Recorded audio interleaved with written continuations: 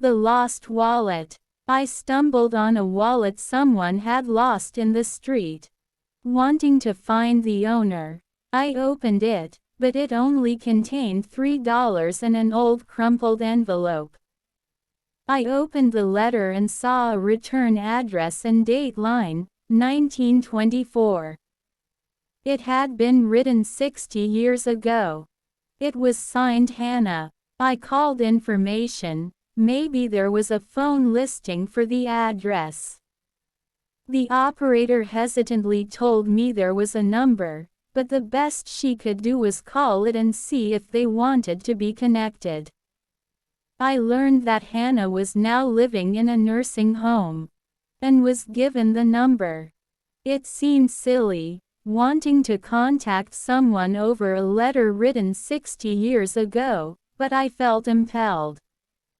I was told that Hannah was there, and though it was fairly late, I followed my instinct and went to see her. She was a sweet silver-haired lady with a warm smile and a twinkle in her eye. One told her about finding the wallet and showed her the letter. She took a deep breath and said, "Young man, this letter was the last contact I ever had with Michael." She said softly, "I loved him very much. But I was only 16 at the time and my mother felt I was too young. If you should find him, tell him I still love him." With tears in her eyes she told me she had never married because no one had matched up to him in her heart. I thanked her and left. As I was waiting by the elevator, the nurse there asked, "Was Hannah able to help you?" I'd taken out the wallet as she was speaking and she said, "Hey, wait a minute, that's Michael Goldstein's wallet. I'd recognize it anywhere. He's always losing it." My hands began to shake. "Who's Michael Goldstein?" I asked. "One of the residents on the 8th floor. That's his wallet for sure." I dashed up to the 8th floor and the nurse on duty told me he was still in the day room. We went into the day room and as soon as Michael saw the wallet, a smile of relief crossed his face. I confessed I'd read the letter in an attempt to find the owner of the wallet. The smile on his face disappeared. "But I think you'll be happy I did," I said. "I think I know where Hannah is." He grew pale. "Where is she? How is she? Please tell me," he begged. "She's fine," I said quietly. I was so in love with that girl, and when that letter came, my life came to a halt. I never married. I guess I've always loved her. I asked him to come with me and took him down to the 3rd floor where Hannah was sitting alone, watching television. The floor nurse pointed to Michael. "Do you know this man, Hannah?" She adjusted her glasses but didn't speak.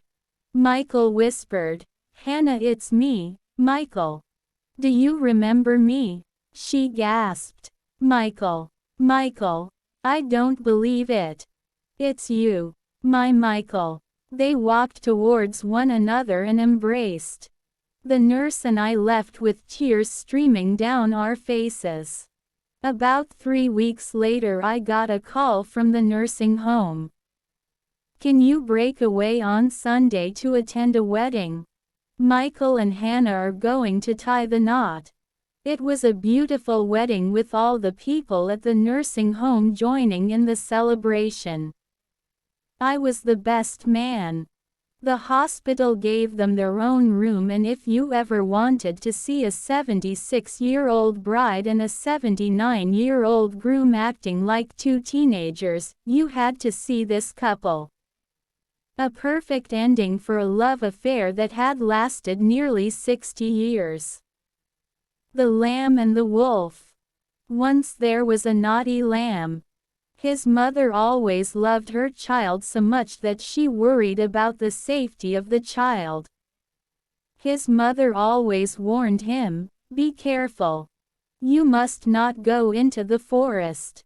Wild animals live in there. They may threaten you. Sometimes they would eat you. But the mischievous lamb never listened. The lamb casually went into the forest and played there for a long time till it turned dark in the evening. One day, as usual, the lamb wandered far off into the forest. There he saw a spring. I am thirsty. Let me drink some water, he thought. He decided to take water from the spring for his thirsty. While the lamb was drinking water in the spring, a wolf watched from behind a tree. A lamb. My lucky day, the wolf thought, approaching the lamb. The lamb was not aware of the wolf for some time. There was no one besides these two animals to save the lamb from the wolf. You know this forest belongs only to wild animals like me. Why have you come in here to take water from this spring? Asked the wolf. The lamb knew that wolves were dangerous animals. Mother has warned me about wolves. I am sure this fellow wants to eat me for his lunch. This fellow is ferocious. I must escape from this animal, he thought. The wolf continued, You are also dirtying water. How will I drink this polluted water now? But the spring flows from where you are standing down to where I am standing, sir, said the lamb, in a meek voice. The wolf was surprised to hear such an intelligent answer from the lamb. But the wolf was just looking for an excuse to kill the lamb. How dare you argue with me? I think you are the same lamb who had abused me last year, the wolf shouted. Last year?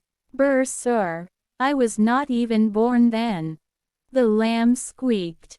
The lamb feared that the wolf was looking after a pretext to kill the lamb. The lamb became cautious of its words and gestures. This way both the lamb and the wolf talked to each other cautiously.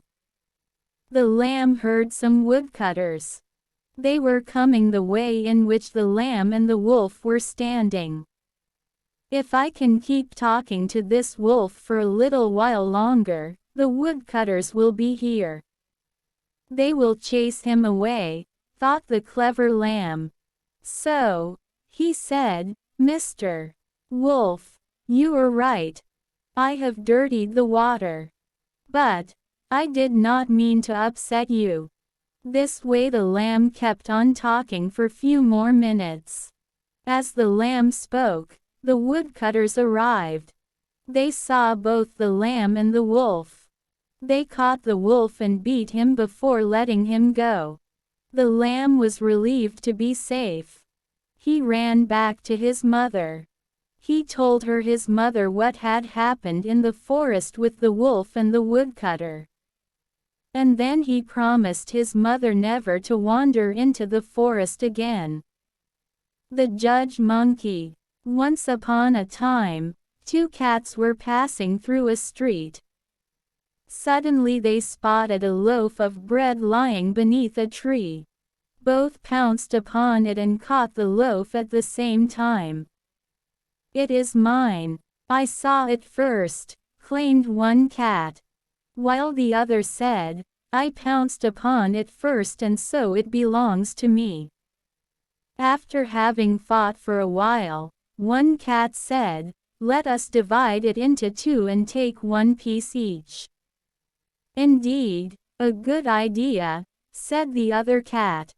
But how do we divide it now?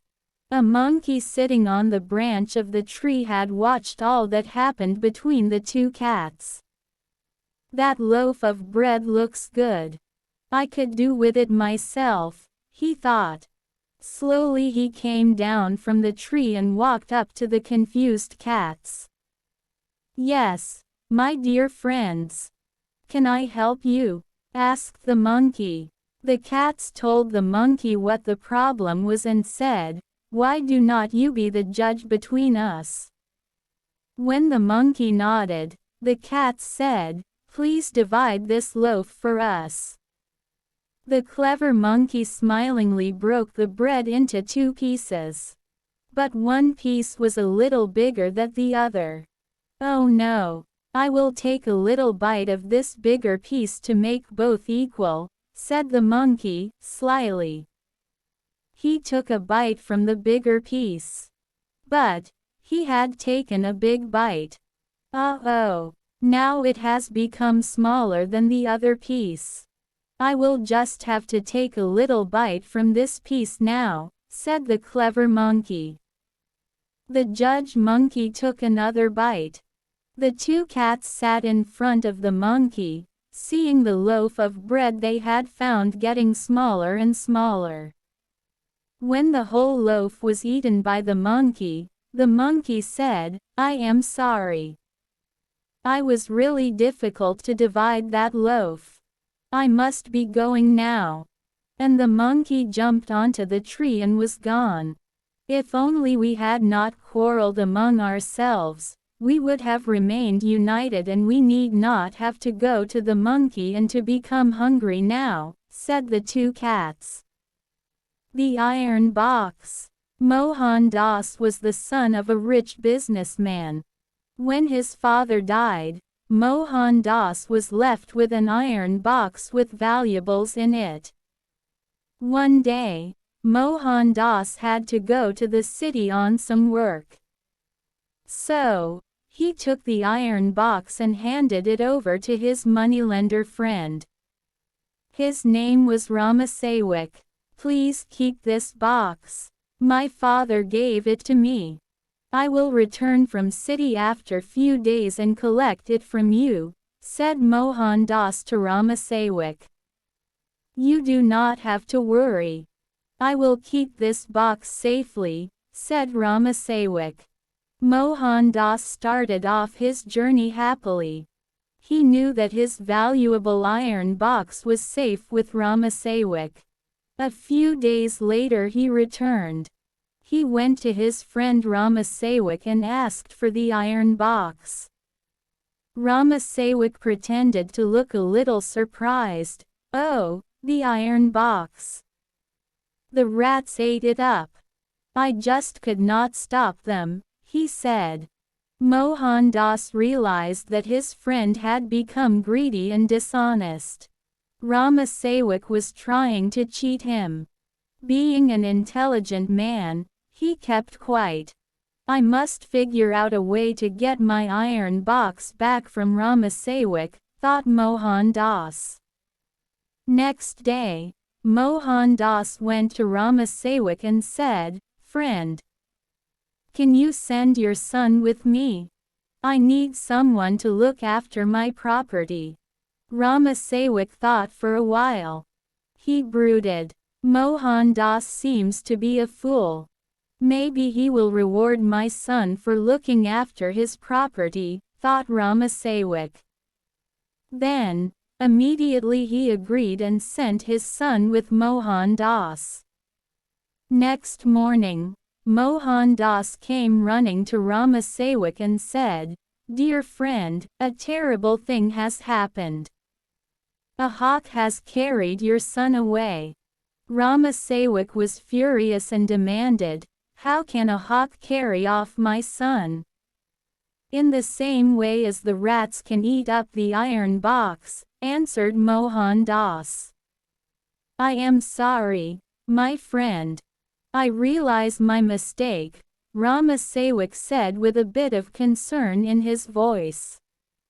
He felt ashamed of having tried to cheat his friend. He gave the box back to his friend. Both of them were happy and remained good friends forever.